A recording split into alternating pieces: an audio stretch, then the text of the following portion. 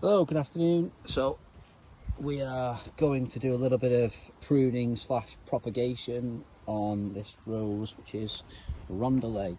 So stunning rose from Trevor White's roses.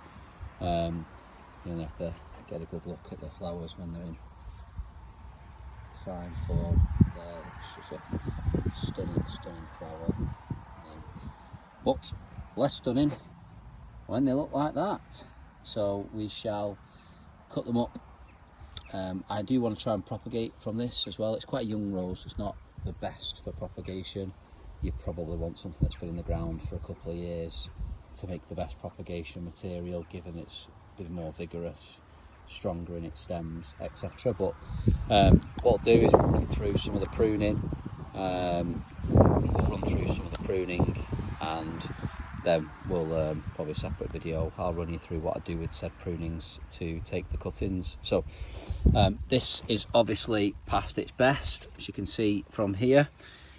So when you know you want to do a bit of propagation, the first thing is working out which is the bits that you would use for your root formation. So one of the things you look for in a cutting is that it will have generally at least 3 decent sized nodes. So if I was taking this one, you're probably going to have to cut it down here, which means it should still regrow from this leaf axil down here. It's probably a little bit further than you would like to take it, but it's probably not got enough width from this leaf axil here down to this one, so it's enough if I take it further down, but taking it a bit higher up is probably not as good. So what I'm going to do is we'll take a cut just close to where it is on here, because of this, the little bit of stem between this leaf and this leaf, basically like a void space to a degree.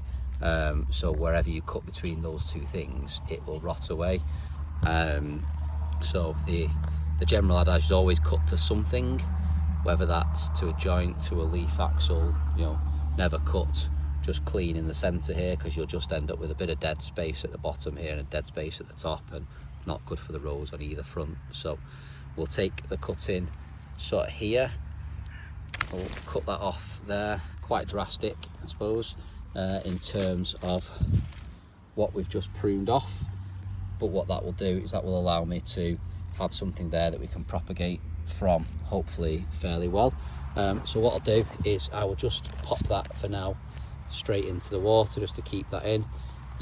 They're not always the best candidates, stems that have got dead flowers on them, but ultimately nothing ventured, nothing gained. So we've got another one here, probably a similar situation, in that we've got an axil here, leaf axil here, leaf axil here. This is where the roots will always form just where the leaf axil breaks away. So if I cut it here, there's probably enough there for it to take another stem. So we'll take it, like I say, cut to something, so we'll take it down to that thorn and that leaf axil there. And then that leaves us with probably not quite the thickest that we would like, but it'll do for now. I'll show you how we'll prep those when we get back to the greenhouse, but let's pop that in there. Cool, let's have a look at what else we've got going on.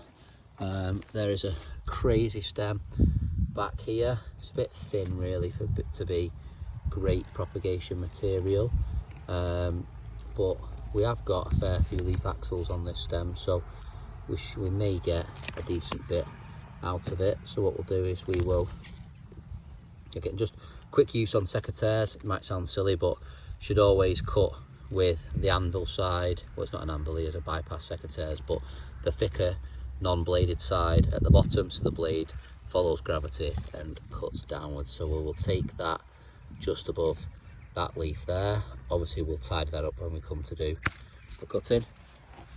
So that's that one there, so we'll get 3 from that. This one still holding on a little bit. Don't really want to take loads out of this side, but I might not have a huge amount of choice. House, yeah, that's doing well. That's a new flower. That's a new flower. It's probably the best candidate. So we will take a bit from here as well. So let's see what we've got to work with down here.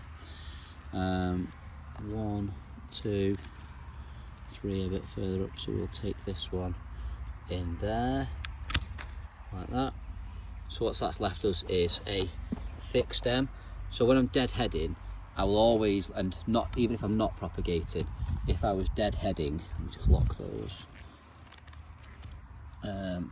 Yeah, if I was deadheading, you know, you can often see people just snip them here, you know, and sort of snip them somewhere on that bit of stem.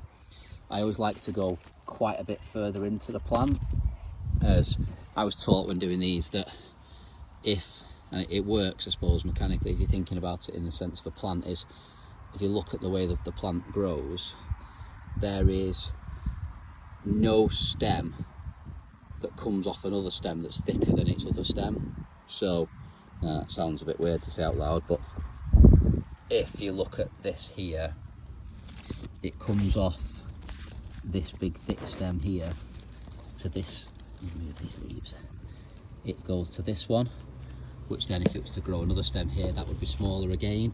So the stems that come off other stems will only ever be slightly smaller than the stem it's growing from. So if you leave thin stems at the tops and tips, you're just going to get really weak spindly stems like this here. Like I want to deadhead this, I would take that all the way back to the main stem, really, because it's just weak spindly growth. It's putting up thin stems that will never be able to carry the weight of a flower. So you can see some of these are nodding down more than some of the stiffer ones. So always take a bit more than you think back into the plant, and it will encourage it to regrow. They'll shoot, so they always shoot open the dormant buds. You can probably see in here actually, one that's been cut off previously. This bud's starting to swell now in there, and the next stem will grow out of that stem there, so that bud will then shoot out into being the next stem. So if you did that at a really thin piece of stem, then you would just end up with a thin shoot off it, and that stem wouldn't be strong enough to carry the weight of a good sized flower. So you would either get a smaller flower, or you would get you know, a flower that just hangs its head down towards the ground. So yeah, I think there's definitely some good stems on here that will want cutting off and deadheading and make good propagation material as we get into the middle of August. But for now, most of those flowers are holding quite nicely, and again, let's just get a couple of shots of these stunning flowers in the way.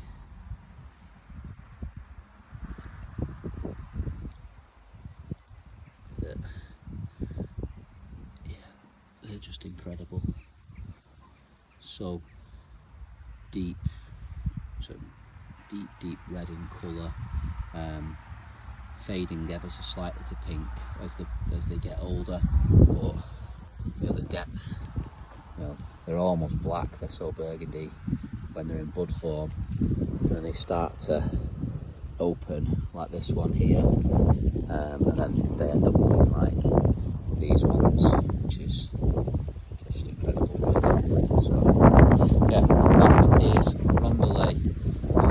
She's only been in the ground a year, so she's not the greatest for cuttings in that sense. The thicker the stems get, the thicker the other stems that come off it, the better the cutting material. So plants that are a few years old will always give you better propagation material, but you either wait until you get old and keep doing it, or you just crack on and have a go now, and they either one or two of them will take, or none of them will take, and I've not lost anything, but we've deadheaded the rows and hopefully promoted some thicker, stronger stems to grow and come back from the shrub. So it's good for the shrub, it's good for it to continue to keep flowering and keep growing, help you effectively pruning at the same time as deadheading and also taking propagation material. So ultimately you're killing 3 birds with 1 stone really. So good opportunity for all 3. So keeps the plant tidy, helps it grow thicker, stronger, sturdier stems, and also gives you some propagation material so you can try and get some more on the go and increase your stock holding. So